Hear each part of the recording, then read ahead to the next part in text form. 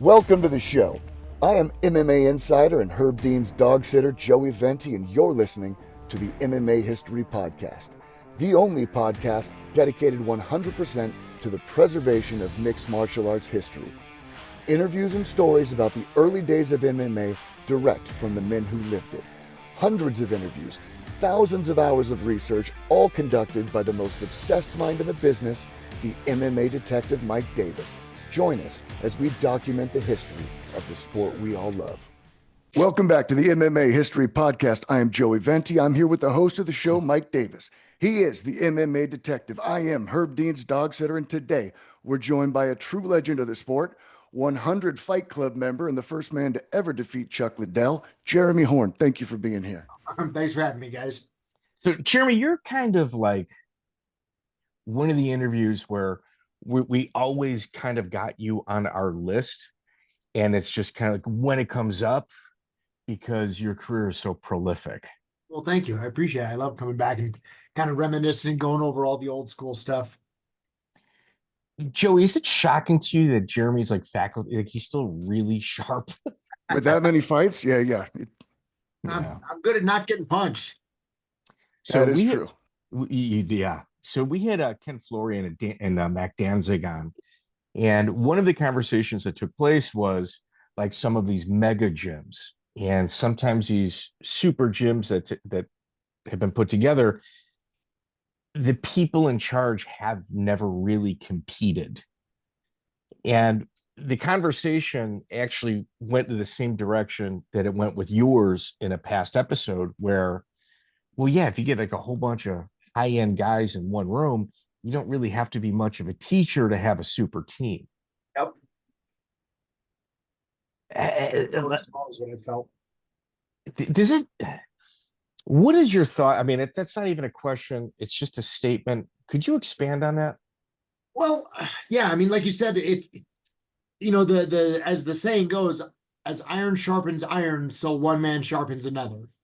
So if I'm really, really good and you suck and we train together long enough, you're gonna get better because you have to be able to keep up with me. And so if we have a bunch of good guys in the room, then everybody is pushing each other and everybody is getting better. And so you don't really need, I mean, it helps to have a good coach on top of that, but if you have somebody that can just kind of keep people busy, and of course those athletes have to be training with some sense of reality, which in MMA you can't avoid that. Excuse me, but that's the way it goes. I mean, if I'm trying to take you down and you're a good wrestler, I'm just going to have to get better or I'm never going to take you down. I'm going to have to get better. And then you get better at defending it. And I don't need somebody to coach me. Like I said, it certainly helps, but if I just keep trying, I'll get better. So in like the Miletich Fighting Systems and behind your back, many people have said for years was that you were the architect in regards to a lot of strategy that went into getting the belts and kind of going into some of the fights. Is there truth to is there a degree of truth to that? I think maybe so. I mean, I don't really like to look at it that way, but I certainly was one of the main guys that people would ask questions to, and maybe it's just my take and my perspective on things, because I've never been like, you hear people talk about game planning a lot in fighting, and I honestly don't really understand what that means, because like if you say, let me see if I can think of an analogy. So let's say we have a fight coming up and the opponent is a guy that's got really fast hands. He doesn't kick very much. He's not real good on the ground. How would you encourage somebody to fight that opponent? What would you say? Stay out of punching range and get it to the ground when you can. Is that a game plan or is that just intelligence? That's what I'm saying. Like, to me, I don't like, all right, so I noticed that my opponent drops his right hand when he throws a jab. So I'm going to look at blah, blah, blah. Like, that's not a game plan. That's just recognizing a flaw in his technique. I don't understand. So how much of a part of how much were you a part of recognizing flaws in technique? Well, but kind of along those same lines, it wasn't so much about recognizing flaws in technique as it was trying to remove all the flaws in our technique. Okay, Like, that's look, fair. this is what you need to do. You're like, we're not going to do a bunch of flashy bullshit. You're going to learn to move your feet well. You're going to keep your chin down, your hands up. You're going to move your head, and you're going to throw, you just good technique. It's not some secret. And just driving towards that end goal always is what I think is the most important part of fighting. Like, if you watch Conor McGregor go on any of the talk shows back when he was super popular, he's throwing spinning wheel kicks on like the Conan O'Brien show or whatever. But then when he goes into a fight, what does he finish people with? Straight left. Straight left, right? Because it's the fundamental stuff that wins fights. Yeah. And so, you look at, Alex Pereira. What does he win fights with? Solid fundamentals. Yeah. He's got a lot of power, obviously, but he's calm, he's composed, he throws good technique with inside good timing. punching. Oh, But he's not doing all the crazy flashy stuff. And so to me, that there's some merit to that stuff. You throw some wild stuff out there and you might catch people off guard. But I've always thought the strongest game plan is solid technique and minimal weaknesses. okay. That's So what I always push everybody to do. Robbie Lawler loses to Nick Diaz in a very spirited fight. Yeah. And then Miletich, the camp, requests the fight with Evan Tanner. Do you remember that? Like, what was the reason absolutely. for that? I don't know why they requested that fight, but I remember training with Robbie for his fight with Evan Tanner. And I told him, I go, look, you need to stop fighting like a reckless teenager and recognize that you are a professional fighter. Stop, flexing at people and yelling at them in the middle of the ring. Like, keep your hands up and fight smart. And here's what Evan Tanner's going to do to you. If you get on top of him, he's going to put you in a triangle, and then he's going to go for that violin arm lock, and he's going to use that to make you pull away so that he can finish a triangle on you. I said, you need to be a professional and you just stay calm and composed and not fall for that. And that's exactly what Evan did to Robbie. Yeah. I think that's one of those learning fights, though. Like, you should have that on the independent grind and have that experience going into the UFC. But Robbie was pushed so fast. He was. And I mean, we talked after that fight and he's like, yeah, I got reckless and I was wild. And I think if you remember during that fight, you can hear me screaming at him. I'm like, hey, be a professional. Yeah. I was trying to get him to calm down and not fighting like a lunatic. Because that's where he came from, is just a savage. You just unleash him and he's just going to go to town. And then we saw a more calculated and composed fighter as he got older and more mature, still had that same incredible power, but he started thinking and being a little more focused. Robbie's career is something that's going to be studied.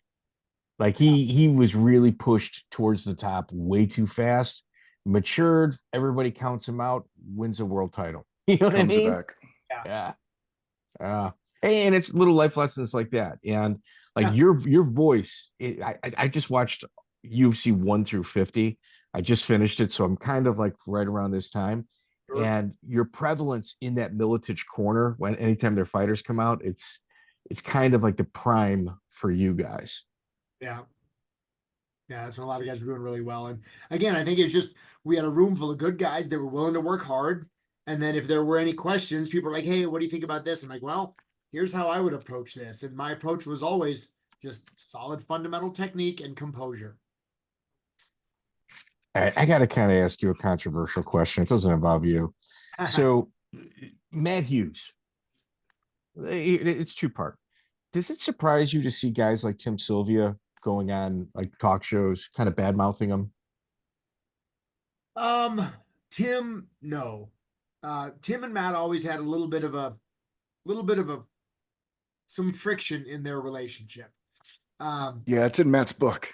Yeah. So, I had kind of a really unique position in fighting in general, and in that gym in particular. Matt is a unique character in that at his heart, I think he's a good guy. But because of the way he grew up and because of his athletic prowess and success, he kind of occupied the position of like, you know, the captain of the football team, you know, prom king, jock, alpha male. So even though he was a nice guy, he really did not have a whole lot of sympathy for like the nerds, you know, the weaker kids in school. And he wasn't super malicious, at least not that I saw, but he just was like, look, I grew up on a farm getting up at 5 a.m. and doing 3 hours of chores before I went to school. And then I did more when I came home. Like, I don't have time for this pussy bullshit. You better get off your ass and get to work if you want to be good. And he just pulled no punches about that kind of stuff. And I think Tim kind of came from the other side of the tracks, if you will, where he grew up in a situation where he was constantly mocked. He was constantly made fun of. You know, he was the big goofy guy that could never do anything, that never fit in, that nobody liked, that, you know, he was the guy in high school that the captain of the football team would pick on. You know, but then he grew up and he became a good fighter, but he still had that mentality of like, you know, everybody's going to hate me. Everybody's going to make fun of me. And so, of course, when you put those two personalities in the room together, they're not going to click very well, because Tim, even though he is, you know, he was a heavyweight world champion, in his mind, he's still that overweight, lurpy, fat kid that everybody's going to pick on, even though he's, you know, 6.5 feet tall in sixth grade, you know? So Dude, he he worked hard. He worked hard. Yeah. Tim he Sylvia worked his worked ass off. hard. Yeah. When Tim Sylvia first came to the gym in Iowa, he literally could not jump rope. Marcus Davis. He could Marcus not swing Davis the talked rope about and get that. over the rope even one time. Oh my Wow. God. Marcus Davis and he worked together, you know, in the Atlantic Northeast. And he would even say it. He was like, dude, it was just a lost cause. Like Yeah. we tried. And when he said he was moving to Miletich, we were all like, oh man, good luck. But like But if you, he was 6'9" and didn't play basketball. That says something. Right. Well, and he didn't have the greatest movement. He was not a high level athlete. I mean, he was 6'9", but you guys saw him when he fought him. He had trouble with his knees and he couldn't move that well. But you know, he found a style that worked for him. You know, he was 6'8" and he hit pretty hard. So, you know, he made that work for him. But yeah, he got where he made to the level he made it to. He got it through pure hard work. Like there was no natural talent there at all. I would suggest people look at his like beginning fights, like his first 3 fights. I think 1 or 2 of them are online, and then look at his Super Brawl run. Yeah. That Super Brawl run, dude, legit. Yep. Legit. Yeah, he fought tough guys in that tournament. Then he fought Cabbage in the UFC. That guy's a monster, you know. Yeah. That's the thing, man. Tim just put his head down and kept working, you know. I got a ton of respect for him. I got a ton of respect for him. Yeah. Yeah. All right. So there was a rumor, and this may or may not be true. At UFC 50, Matt Hughes fights George St. Pierre for the first time. Yeah. So if you listen to the pre-fight interviews, both Matt Hughes, Pat Miletich, and I believe yourself, all were very like forthcoming by saying George St. Pierre is very impressive. He will one day be a world champion, just not right now. It's too early. So you guys had some respect for him going into that fight. Absolutely. I remember seeing George. I fought on a couple of cards with him back at the I think they TKO. called it TKO or UCC at the time. But yeah, I remember watching him fight and be like, man, that guy's going to be a monster. He's going to be a champ someday. I remember back then. So when he came to the UFC and he was going to fight Matt, like, yeah, I knew who he was. Absolutely. Okay. So the rumor at UFC 50 was that Matt Hughes' twin brother weighed in for him. No. No. Matt never did anything like that. Okay. Yeah. I wanted that to be true. That'd be great. That'd be such Honestly, a good clip. I don't know that he could have, because, you know, Hughes' brother, Mark, he did fight a little bit. He fought in the UFC a couple times, but he fought at 185. True. He couldn't make 170. You know what? I never even thought of it that way. Yeah, he's a big guy. That was the rumor. Like Yeah. circling around the Midwest. Yeah. No. His brother's weighing in for me. You know how that bullshit goes, dude. That's always the way it goes when you have twins. People Yeah. love making up the stories of how twins like to do stuff like that. So we're going to be starting in the early 2000s, beginning 2000s. You know, we got the 90s with your career. which is incredibly impressive with its own right. But also, like your first 2 or 3 years in the early 2000s, you fought some absolute monsters. Is there anybody that didn't make your list that you had fought that you wish you would have? No, I don't think so. I mean, I never really picked anybody in particular that I wanted to fight. I just like to fight, and I would fight whoever was across the ring from me. I didn't really care. So there's nobody on your wish list that you would have gotten in a ring with. I say, I mean, I just didn't care. I mean, I'm sure like any of the big names at the time, it would have been cool to say, yeah, I fought that guy. But like, there's none that I was looking at, be like, I want to fight that guy. I'll fight whoever's across from me. I don't care. I just want to fight. So you ended 1999 at Neutral Grounds, Ryan Chenoweth's event against John Marsh. Yeah. Larry Landless ref that one. Yeah. John Marsh, I think, is one of those like underappreciated athletes that's maybe not a real pretty record, but a legit badass. Absolutely. There were so many guys back in that era back then that deserved that same kind of respect, where we were all kind of just fumbling around in the dark trying to find our way of how to really fight and how to really train. And there was a few guys out there that like you said, that stood out, that had a reasonable foundation of grappling and striking, and they kind of understood everything. And maybe they had one Achilles heel that kind of tripped them up.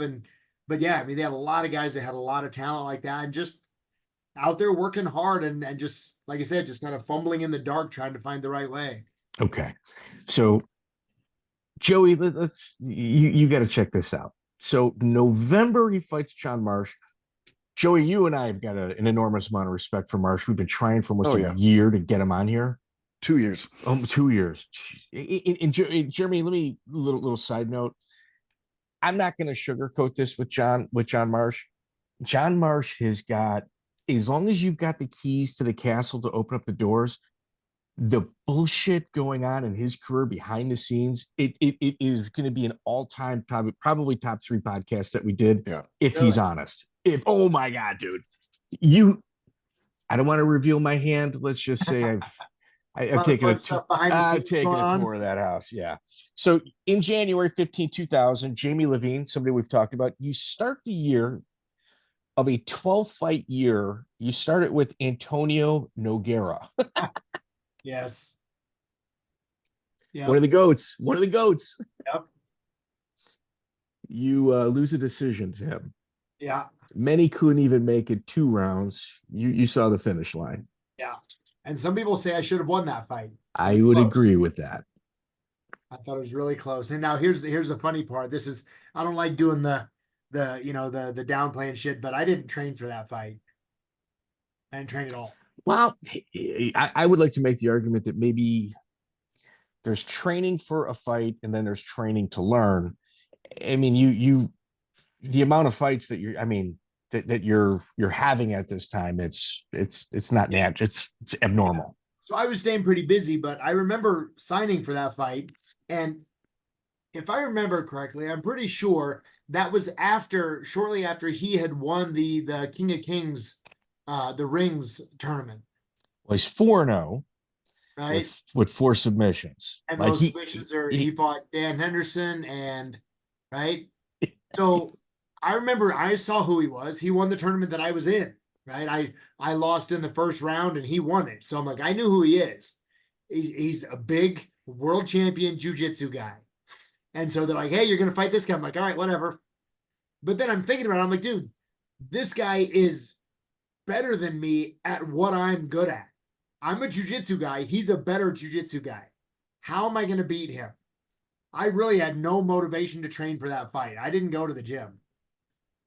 I just didn't train. I remember I was out riding my bike just on the trails in Iowa, just having fun, just jacking around. And Monty calls me and he's like, hey man, you're fighting Nogueira in like a month or 3 weeks or whatever. He's like, are you coming to the gym? I'm like, yeah, I'm out getting some cardio. And really, I was just jacking around. I just didn't want to train. I just couldn't get motivated to get up for that fight because I'm like, man, I don't know how I'm going to beat this guy. And then I go in and about halfway through the first round, I'm like, motherfucker, I'm tired. I wish I had trained for this fight because I could beat him if I wasn't tired. So yeah, I trained not at all. I mean, I'm sure I was in the gym a little bit, but I wasn't training regularly. I wasn't putting any pressure, It wasn't a fight camp. It was Right. just Yeah, going I to the just go to gym. the gym and hanging out and Yeah. having fun. So yeah, but then like you said, about halfway through the first round, I'm like, man, if I had trained for this fight, I could beat him because I could have beat him. But I was tired and not sharp, and Hell of a No, card too. And this is when Pele fought Pat Miletich. I mean, this was Yep. a stacked card. Yep. I believe Matt Hughes had a fight early on the card too. Yeah, there's a lot of good fights. Or Jens, I think he fought Phil Johns on that card. yeah.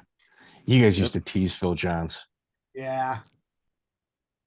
You Phil guys, Johns is a good guy, but like coming from the back in the day, the um hook and shoot, I had a lot of interaction with him, and he's a little bit of an odd guy.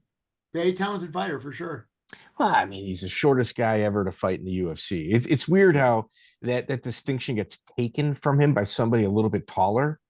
And it's like the people that come up with the UFC stats, oftentimes they don't understand what took place prior to UFC 50. Yeah. It's weird. Like, yeah, Phil Johns was like 5'1". He had like the arms of somebody that was like 5'8", but the legs of somebody that was like 4 foot tall. Yeah. Yeah. Phil was actually tough.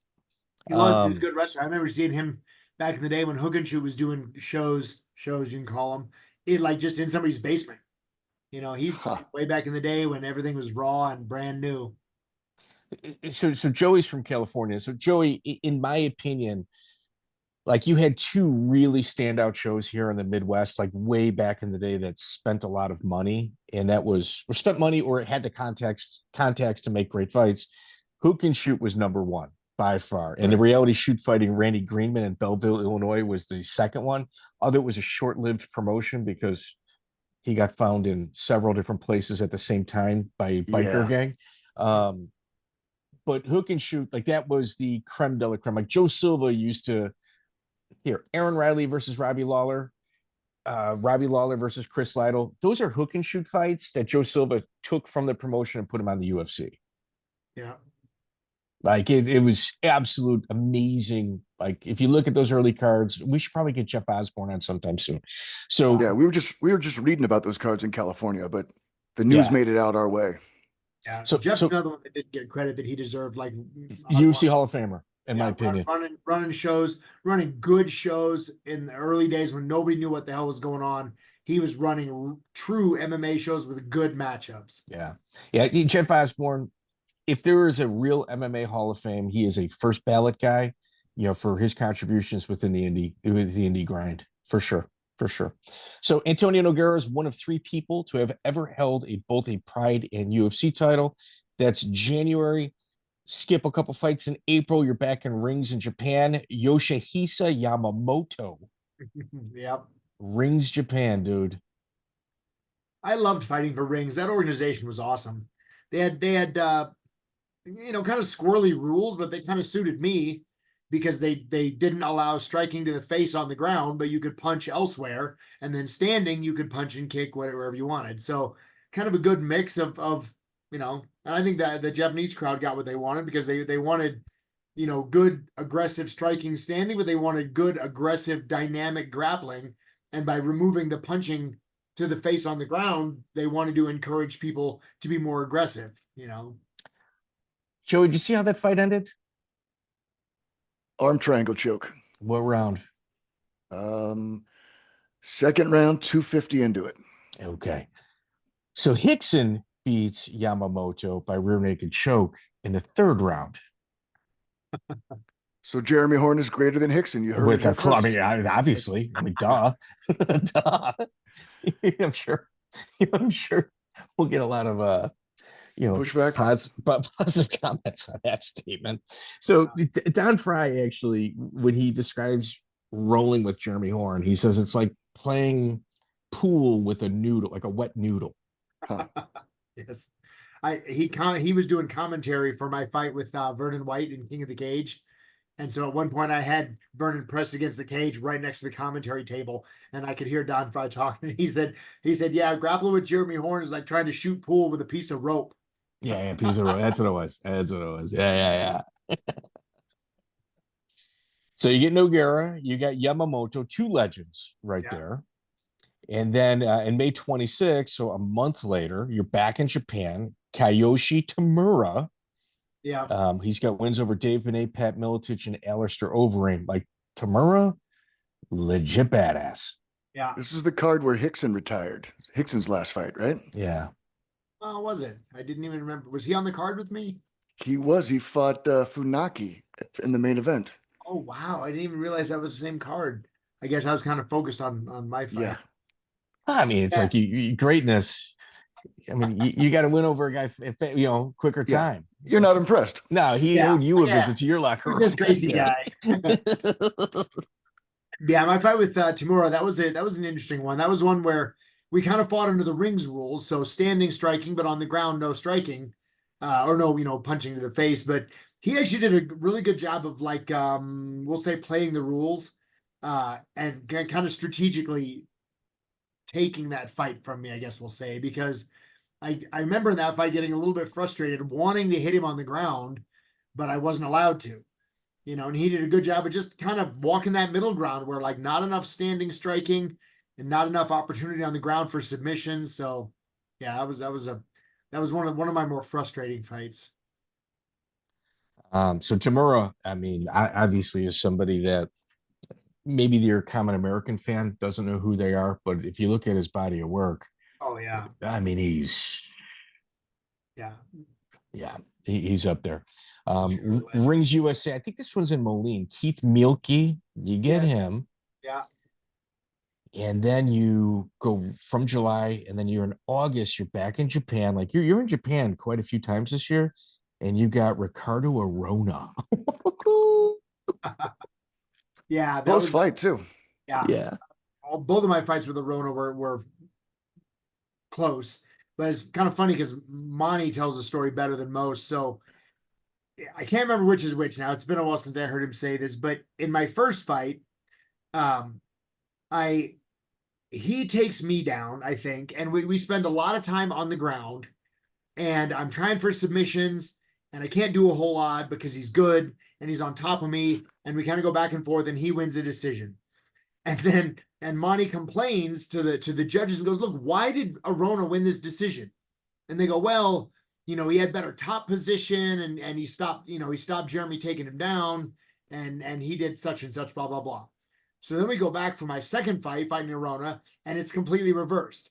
I'm stopping his takedowns. I'm beating him up on his feet. He can't do anything to me, can't take me down, but he's on the ground trying for submissions, and he wins the decision again. And Monty goes to the judge and goes, "Hey, what the hell?" And they go, "Well, he was much more active working to end the fight and looking for submissions." And Monty's like, "God damn it, I just can't win. No matter how I fight this guy, I just can't beat him."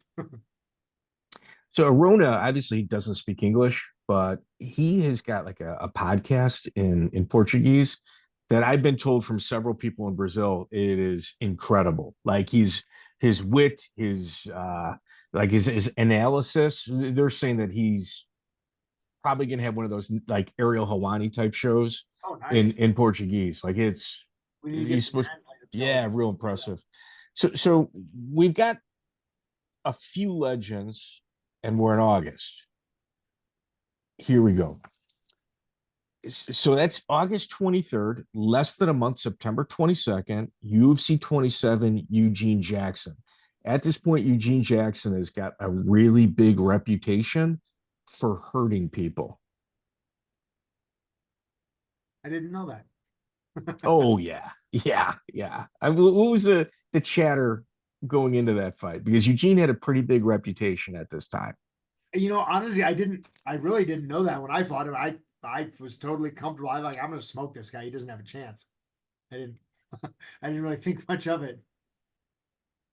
Jesus Christ. Yeah, I had not heard that reputation. Well, I mean, all you do is watch his previous fights. He was the Royce Alger fight. Yeah, dude, he was freaking murking people. But that's the thing. Like, I remember watching his fight with Royce Alger, and I was like, "Well, Alger doesn't like to get hit. He's a wrestler, and he's a good wrestler, but he's not much of a fighter yet. He doesn't handle getting hit well, and he doesn't understand anything about submissions. He's just a wrestler that's super aggressive." So, I was like, "It's no big deal. This will be an easy one." He can't deal with that in practice every day. Yeah. Oh, So yeah, I wasn't too worried about that one. Rings USA September 30th. You got Josh Hall and Chris Haseman, who Chris Haseman is.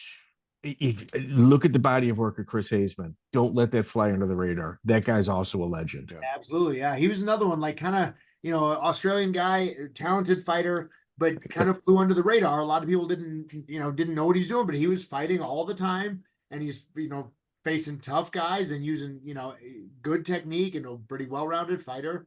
Yeah. Like to dig his chin into your eye. Yep. Yeah. Yep. He's got two of those. Got two wins like that way. Absolutely. So you win by armbar and knee Yeah. bar. And then in October, here. So for August, Arona, October, rings King of Kings Japan. You fight a guy from Portland, Oregon named Randy Couture. Yes. This is 1 year. This is 1 year. This is a career for most people. Yeah. That was a kind of slow year for me. Yeah. So that was another fight where Monty kind of screwed me for the in Japan. Yeah, Monty's ruined my career. But have you talked to Monty about it? You ever heard him talk about this fight?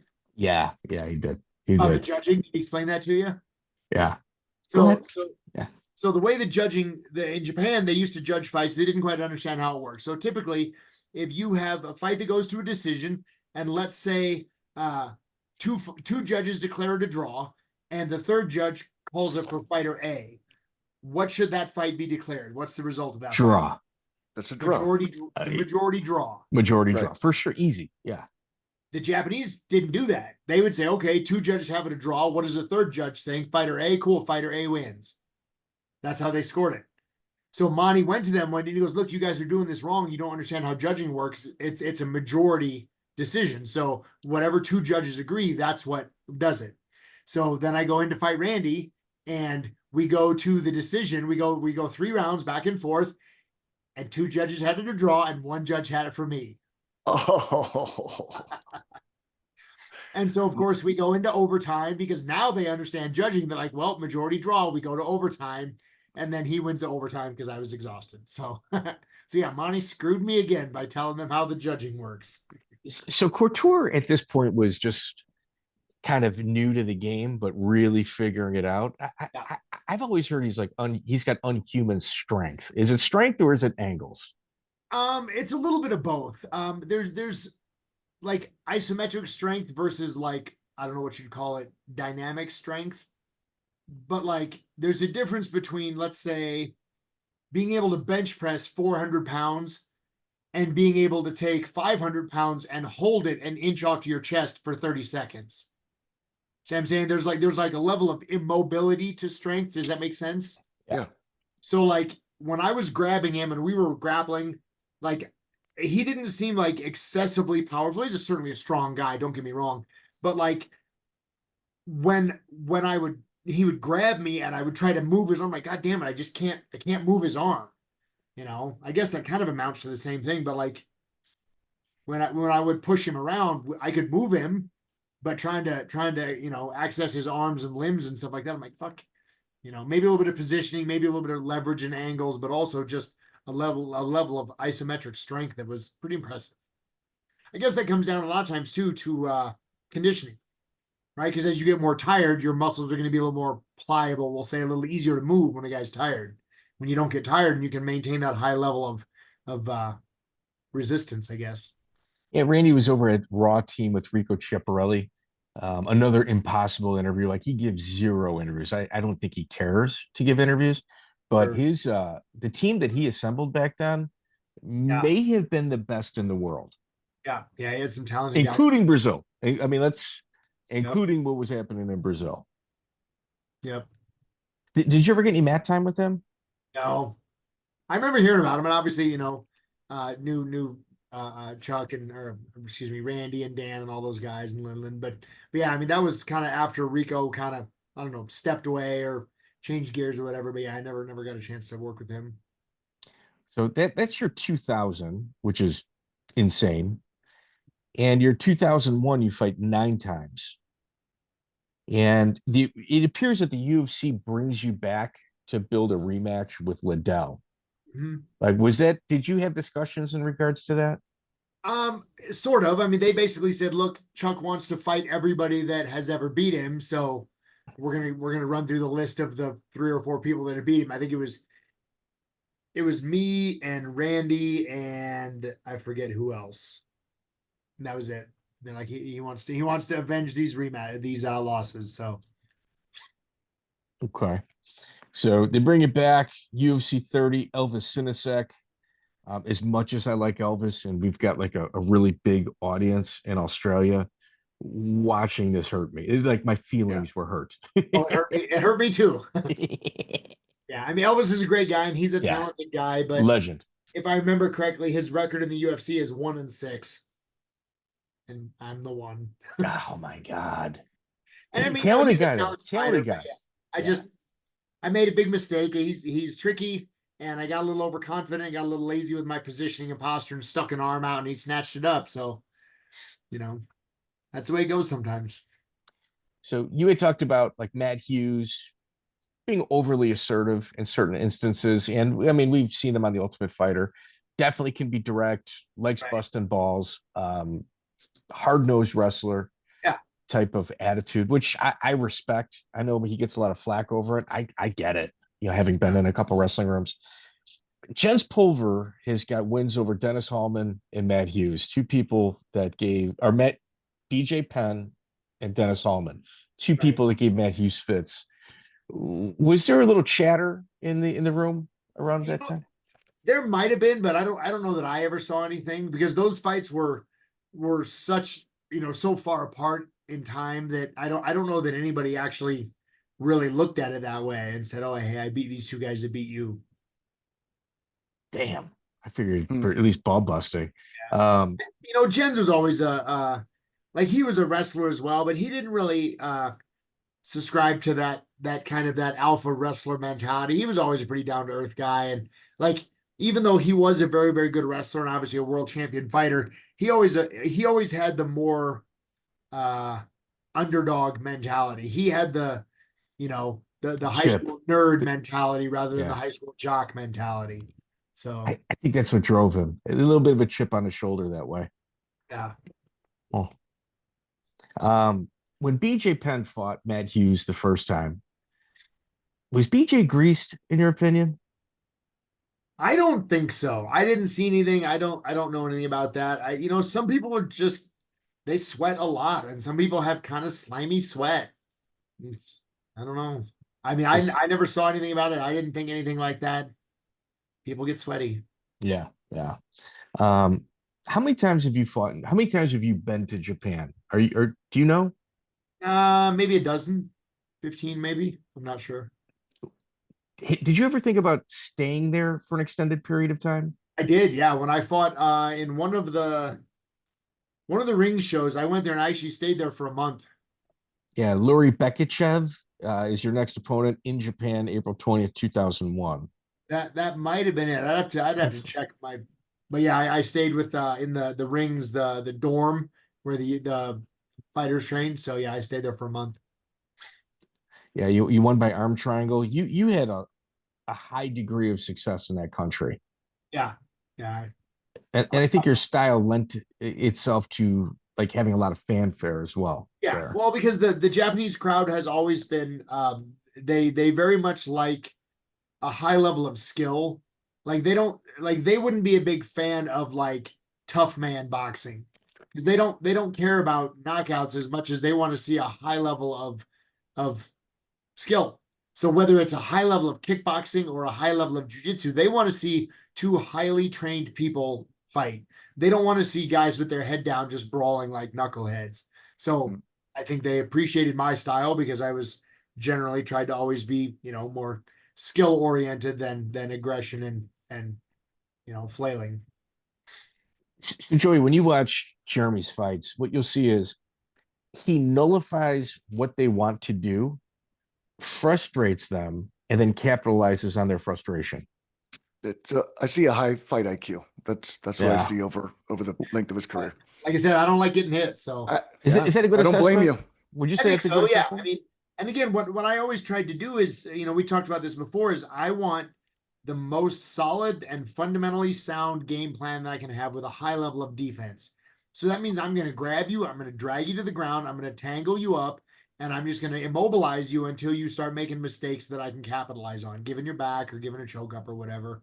Whereas guys that are striking, like you can't do that. I mean, yes, you can, but it takes an insanely high level of skill to do it.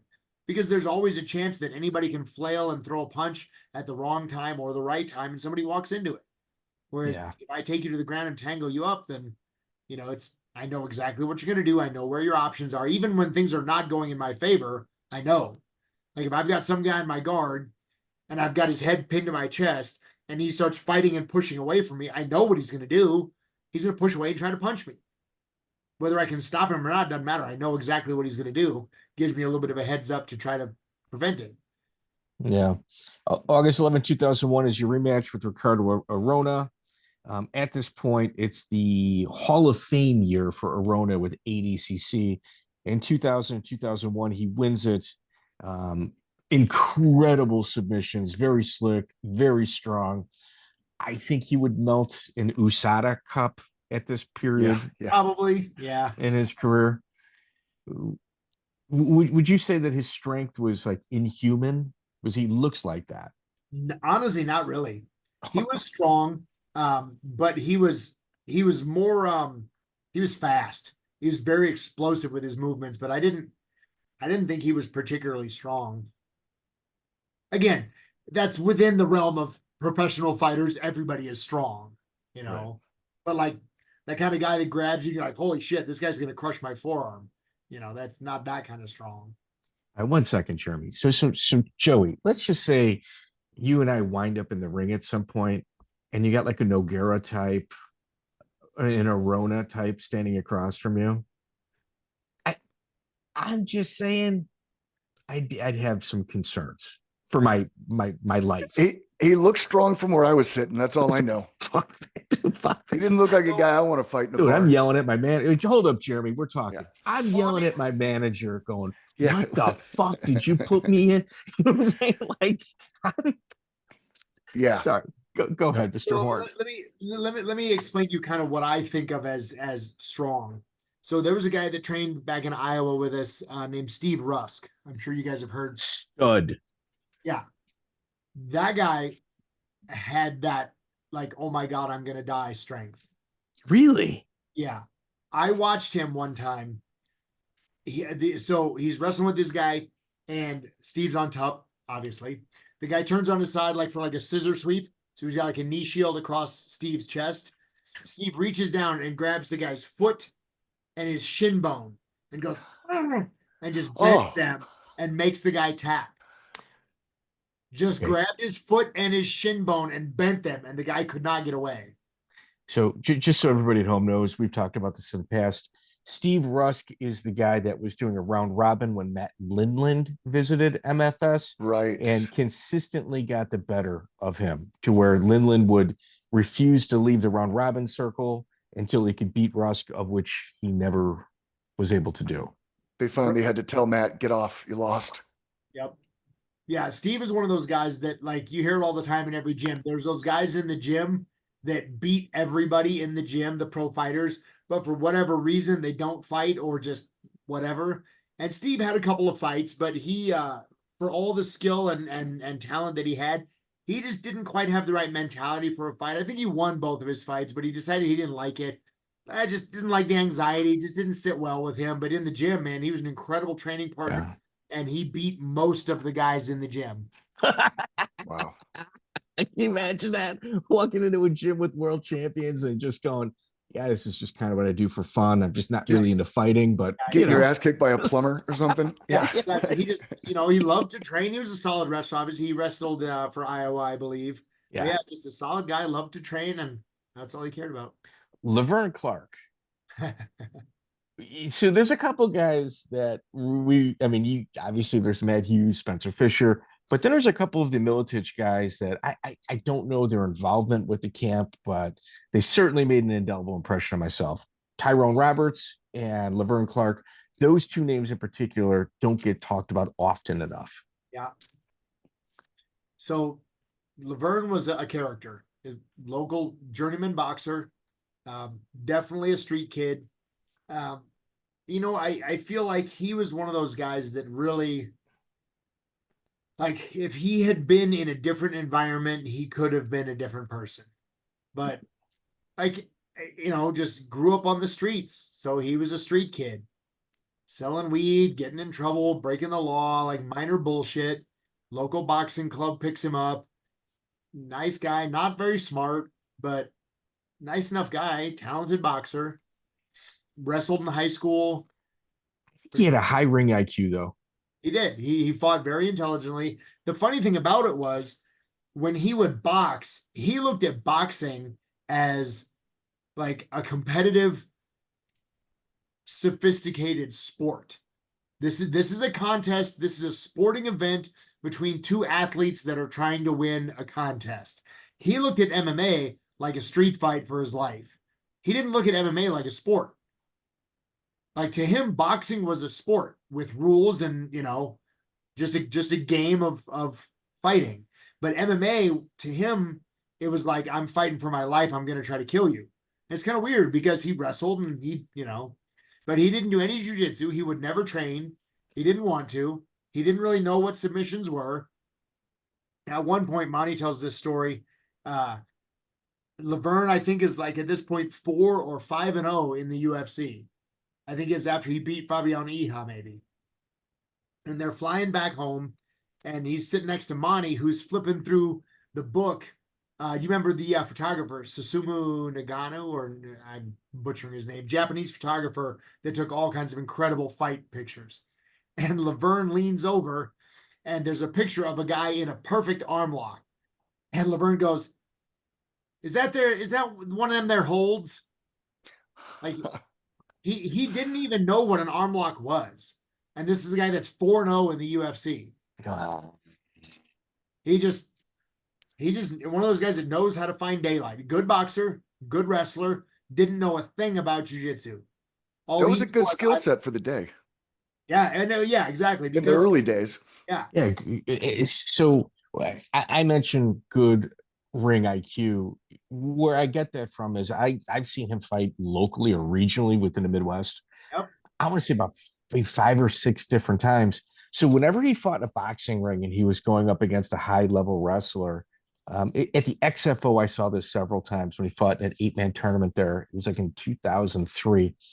They'd have him up against the ropes. They'd be wanting to bounce him against the ropes to get a little bit of space, and they go down and grab like a double leg. And Laverne would stick his foot outside of the ring and like cup the ring apron with his foot in order to help with the leverage to stop the takedown. Like, it was just automatic. It was like, I remember watching that going, holy shit, this guy's smart. This guy's smart. Like, he.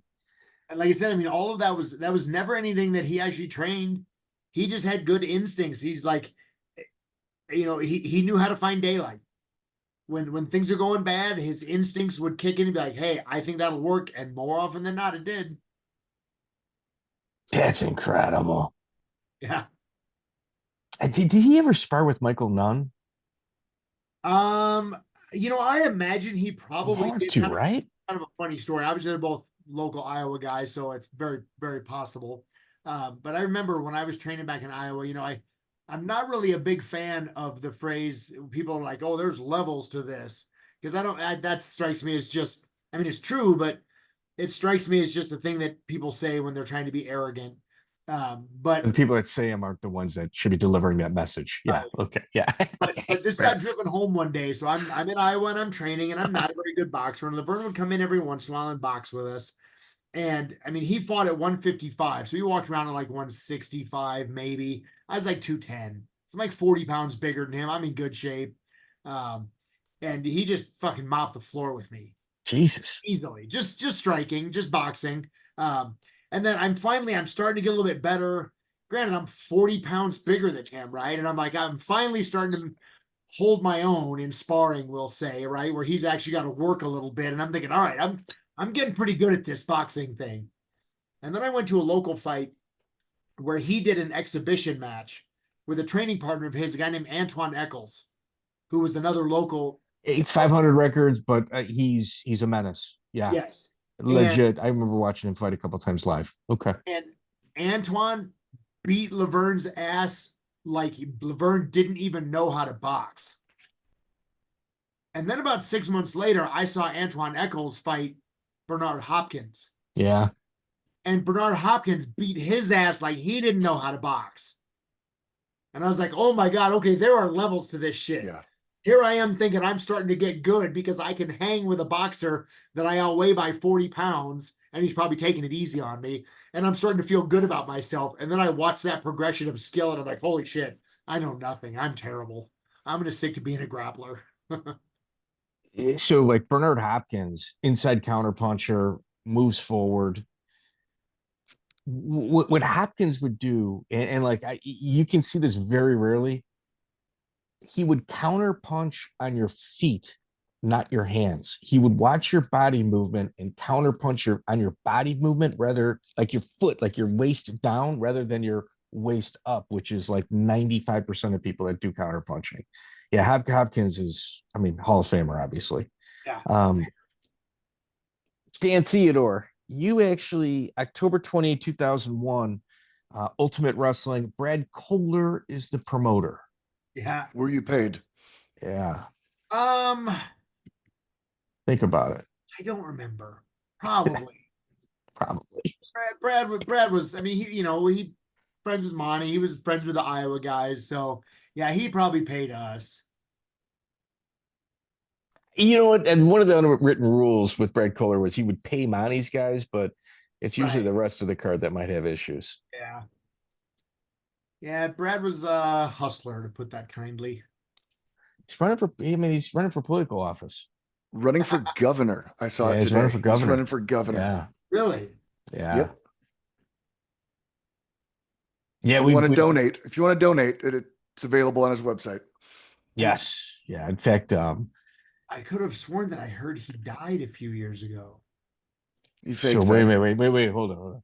Either he faked it or we're looking at a Brad Kholer clone that's running. I've been hearing about these on certain tinfoil hat type channels.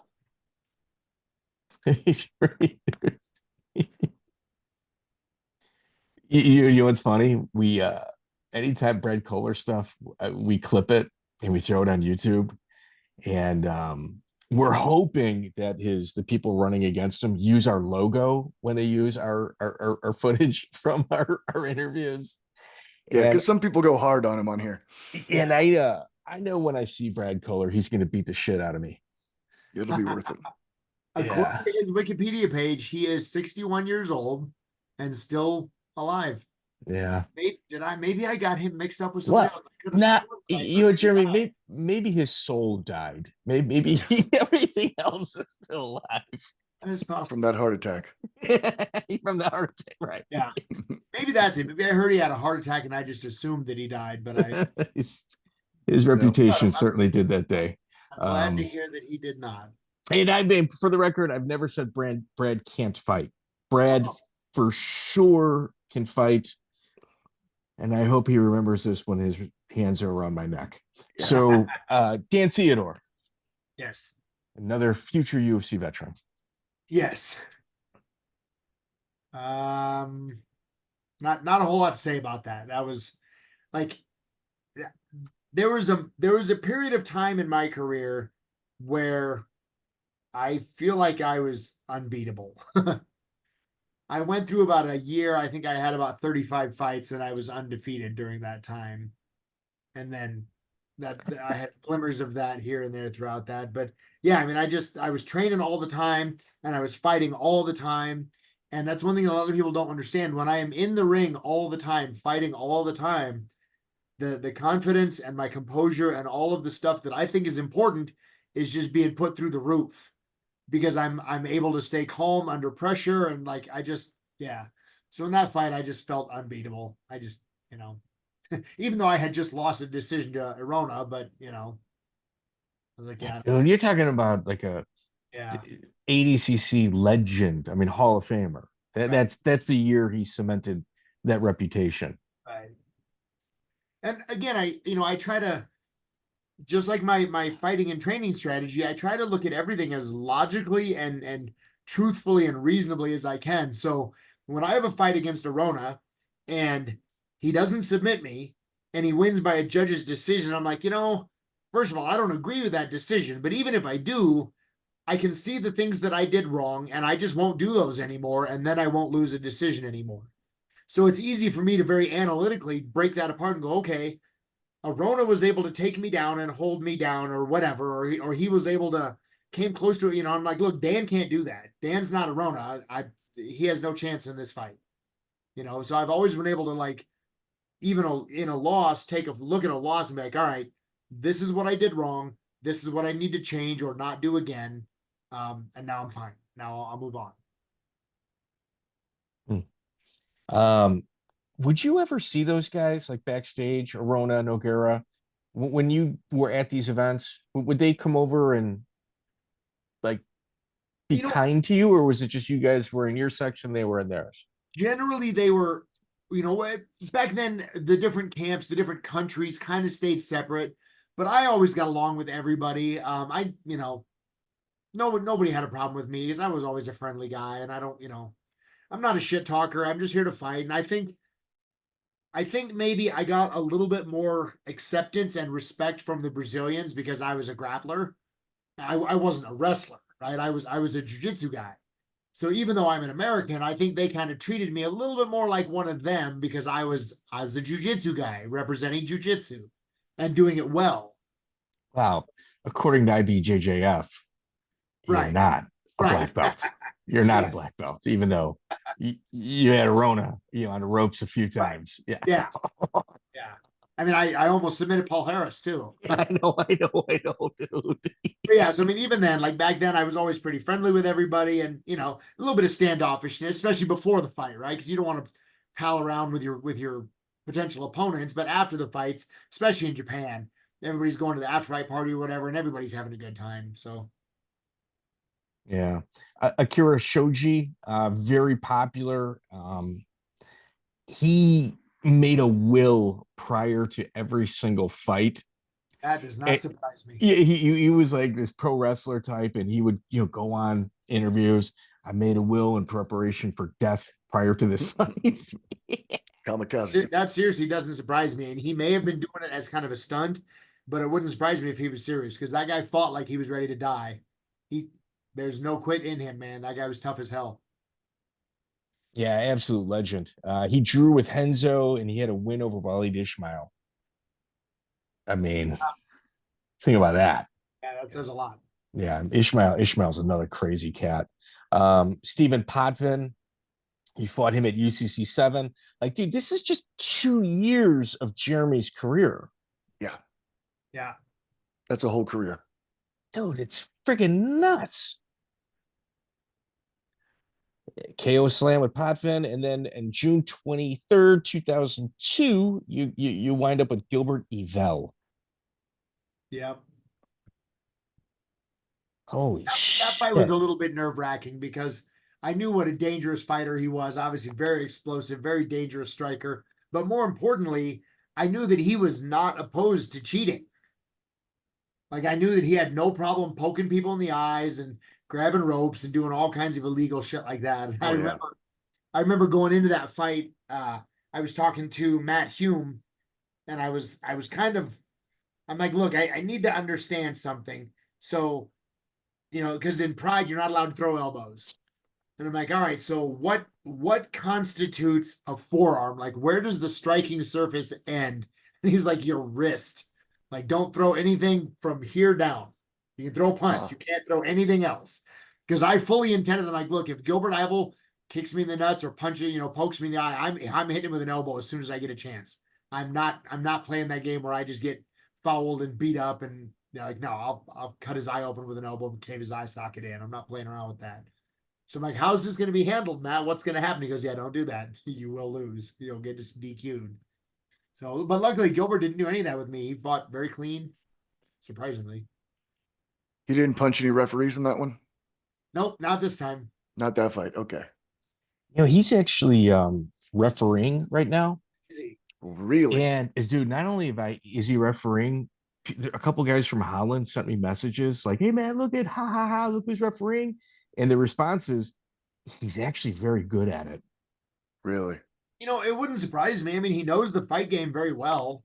Obviously being a fighter, he's not scared to do whatever he thinks is right in the ring. Like there's no fighter going to punch him. Yeah. No, not a good move. Yeah. So, yeah, it doesn't surprise me that he's a good ref.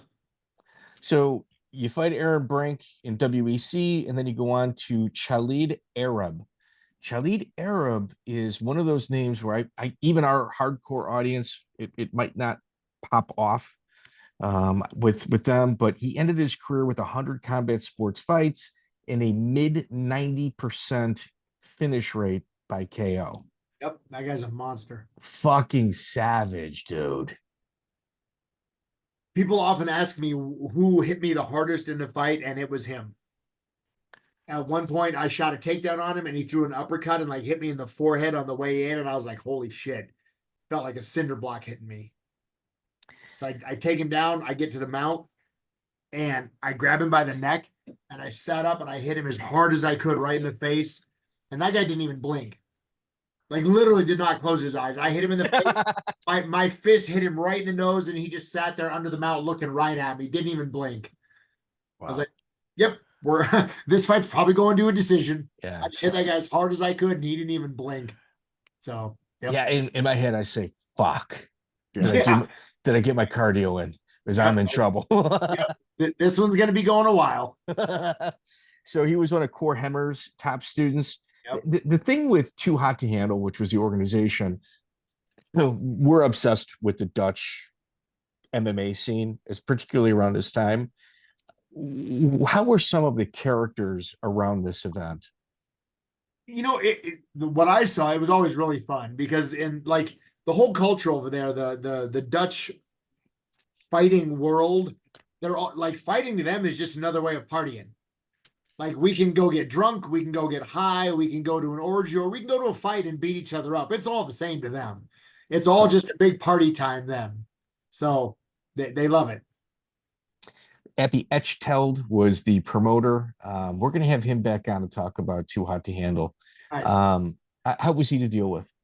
Fine. Yeah, I mean, obviously, Monty did a lot of that for me. I didn't do much. I just showed up and fought, but I had no problems with any of those guys over there. It was always a good time. Got paid, treated well, shuttled around, and communication, always things. Everything's great. So just kind of so everybody knows, prior to this, but this was definitely not their peak, but heading towards it. Two managers, Bas Boone, Appy Echteld, they became the centralized figures of management for anybody fighting in Japan. Like two guys from the same country controlled most of the foreign fighters outside of the United States heading to Pride. Really? And I didn't know that. And if you read Bas Boone's books, you got the Yakuza, that's, hey, we're the mafia. But the fuel for the fire, the Yakuza fire, was ecstasy coming out of Holland. So that's why you see a lot of the Dutch fighters that like, man, I wonder how he got on a card. What did this happen? How'd that happen? Did you notice a lot of partying with those guys? Oh yeah. Yeah, that's what I'm saying. They're like, it's a party culture. So I mean, from what I understand, I heard stories about like the same kind of thing with like the K1 Glory days. And people are like just up all night till 3 a.m, partying, getting drunk, and they're fighting for a world title the next day. Like, I don't care. I'm gonna go party because that's how we do it. I'm gonna get drunk, I'm gonna be up all night, then I'm gonna go to the gym the next day and train my ass off, and then I'm gonna go back and get drunk again the next night. They just that's their lifestyle, that's the culture. That's friggin' nuts. That's crazy. I could never survive like that. My head would explode. Yeah. Jeremy, you're an absolute legend within the sport, man. Like it's criminal to me. Like here, you've got your social media likes, your followers. I'm talking like the big name guys, but I've said this before, and I bear to repeat it again. Locker room respect. You're not going to tell me Jeremy Horn's not in every real fighter's top 3. Joey, would you agree with that? Oh, absolutely. Yeah. That's very kind of you to say. I've always felt like I I am very fortunate to be in the position I am and to have lived the life that I've led. I've gotten to travel the world. I've gotten to train with my friends. I've gotten to live a wonderful life. And I owe it to the fans of the sport. Because without them supporting the sport, then I don't get paid to do what I want to do. So I've always tried to stay very humble because I feel like the sport has given me my life, like not the other way around. Like I didn't give anything to the sport. The sport gave me my life. So I just try to be thankful every day for the life that I've had. What about Tyrone Roberts? We didn't really touch on him. Dude, he's awesome. I see he's now like a full-time referee in boxing, and I see him on social media posting some of his stuff. He was awesome. Very tough guy, solid wrestler, solid boxer, tough as hell. He didn't get the grappling training that he really needed, like the jiu-jitsu side, so that was a little bit of a shortcoming for him sometimes.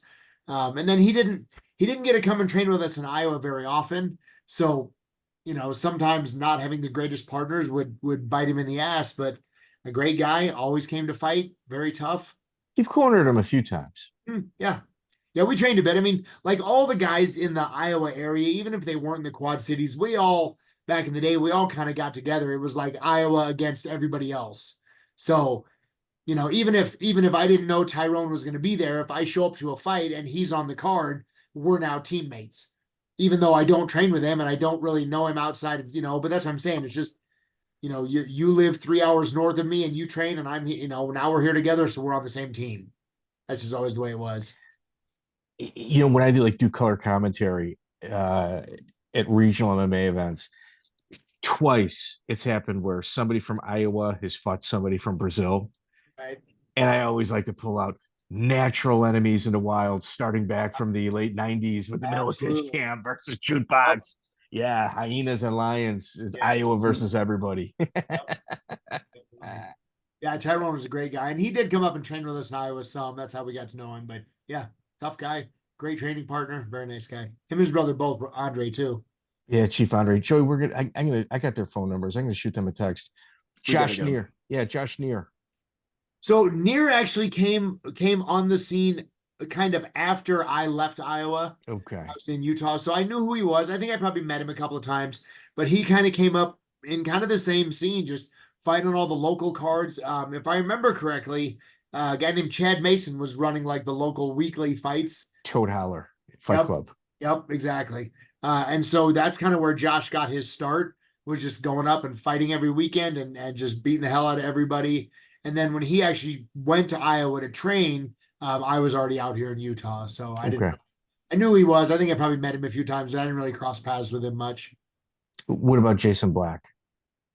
Jason, I trained with a lot. He was in Iowa. We trained together a lot. Great guy. Another one, solid wrestler. Didn't quite have the striking and jiu-jitsu that he should have, I think, because he was a really good wrestler and that carried him a long way. And some people just get a little stubborn, like, I don't want to learn new stuff. I want to keep doing what I'm good at. So, he sidetracked a lot of paths to the UFC though. Like if you look at his record, he's got like a who's who, like Gideon Ray, Keith Wisniewski. And I remember those guys when they were going to fight Jason. Miletich was top heavy in the UFC, especially at that weight class. And Jason, like you said, stubborn. He wasn't leaving Miletich, and the UFC wasn't budging and flooding the same weight class with the same team. And he derailed a lot of people's paths to the UFC. Yeah, definitely. Wow. Any closing words for our audience? Well, like I said earlier, I mean, it's the audience and the fans of the sport that have given me the life that I've had. So I have to say thank you for all the support and all the kind words. And without people watching this sport, I'd be working a full-time job somewhere and going to get beat up on the weekends anyway. So at least I got to make some money off it. So Jeremy, absolute pleasure, sir. I think we're in Utah first quarter next year. I plan on stopping by the gym again. All right. Absolutely. Awesome. Take care, brother. Thanks for having me, guys. Dude, 350 Fight Club members, 4 if you include Lytle. Yeah. In 3 weeks from the Midwest. Yep. I was looking through his old interviews. He was actually on episode 4.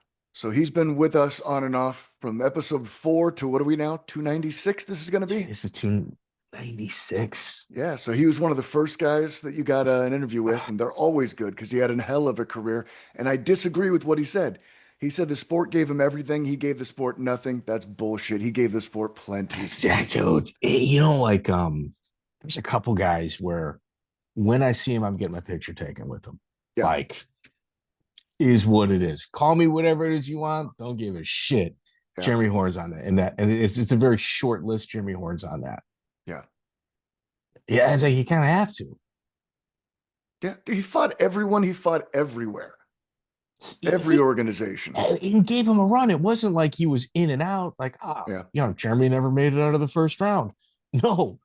Jeremy made it to the finish line if he lost, and then beat you before the finish line. Yeah. I got to see him fight live. I got to see him fight Dean Lister and Vernon White in King of the Cage. Dude, he submitted Dean Lister the same year Dean Lister won Abu Dhabi. That's right. Yeah. That was I think Dean Lister went up to 205 for that fight. He was the middleweight champion. He went up, but that was the time Jeremy Horn beat him. I think the rematch Horn may have lost, but in the UFC, but in King of the Cage, Horn had the win, and he also beat Vernon White at a Vegas card for King of the Cage. I was at that one. Jesus. Yeah, he's a legend. That's not overusing the word, not for him. No, he's a legend. No. And ChatGPT calls him a legend, so it's that's official. Yeah, that's for sure official. So, ladies and gentlemen, we're supposed to say like, share, and subscribe throughout this episode. Obviously, we've never done that ever, really. Yeah. We're kind of plateauing on Apple and Spotify. We're kind of like, we get good views, decent views, like on the release and then the day after. And then like for the rest of the week, it kind of coasts or it's down a little bit. At the end of the week, the numbers are good, but what it means is that we're not growing. Right. On those platforms. But on YouTube, we are growing. Yeah. Well, that's the new stuff we're doing. The trivia, that helps. The documentary thing, that got a lot of views. It cleared 100,000. So we're offering more than we used to, and I'm hoping it keeps growing. Yeah, we got another one coming out about the Gracies. Yeah, it should be out in a week or two. And then we've got others planned about Team Quest. So I'm going to try to grab some of the other, like, I'm not going to say lower tier because that would be an absolute insult and not true. But some of the foundational members that we've already got, like Matt Lindland, Dan Henderson, those guys are Chelsonen, those guys are great. But then you kind of got like the second or third wave guys that I think we kind of got to start hammering from Team Quest. We're going to do a nice Lions Den documentary as well. Yeah. And the overwhelming majority of the stuff is taken from our interviews and kind of placed along videos so the context can be understood, much like we did with Harold Howard. Yeah, the thing about the documentaries is we're just never going to run out of material. I mean, we can make 1,000 of them. There's so much material in MMA history. It's just a matter of how quick we can hammer them out. Yeah, and I mean, let's call it what it is. People cherry pick our stuff all like it's very established channels cherry pick our stuff. So we might as well cherry pick our own stuff. We might as well do the same thing that they're doing with our shit. We should be doing it. It's like Eve Edwards, Josh Thompson, both one. It was the last fight before the 55-pound belt was taken away. So that's another really good documentary idea. Yeah. And if you look at it, we got Hermes Franca. He fought Eve Edwards. That was kind of like the the four-man heading up into it. So we've got everybody's comments about the fights that took place, including very emotional statements from Thompson and Eve Edwards, both of which said they needed therapy after that fight. So that pivotal moment about the 155-pound weight class going away, we should be doing that as well. For sure. We've already got the material. So some fucking jerk off like MMA lore. Wait till that strike hits. He's gonna call again, telling me he's sorry again. Yeah, it's coming. It's coming. He can do it live for the audience. 100%, dude. MMA lore. you're going to be on this show whether you like it or not. You pissed off the detective. You pissed him off. I didn't say pissed off. It's just, dude, we got to have a life lesson here, and we're going to have a good exchange. We're going to have a cool exchange. I'm not going to be a dick. Yeah. But we're going to have the conversation here. You need to protect your intellectual property. Yes. Okay. And if you've listened to this part, which I don't even fucking know if you have, I mean, where our audience is at right now, go listen to the close for Josh Neer. That's where we talk about my former business partner. Okay. Yep. Okay. So if that gets 500 likes, we're going to do a video. So part of the legal wranglings that I was involved with where I took 8 years of somebody's life that got me for 6 figures.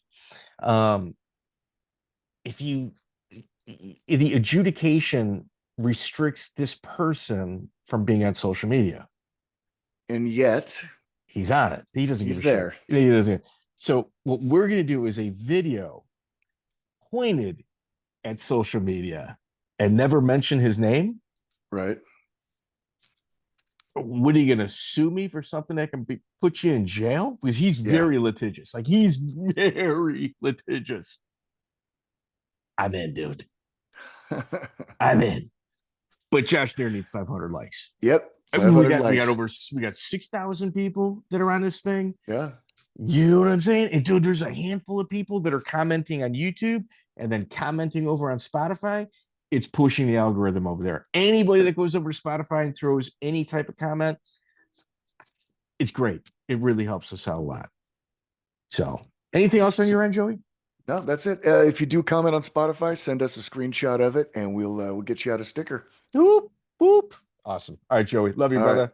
Take care.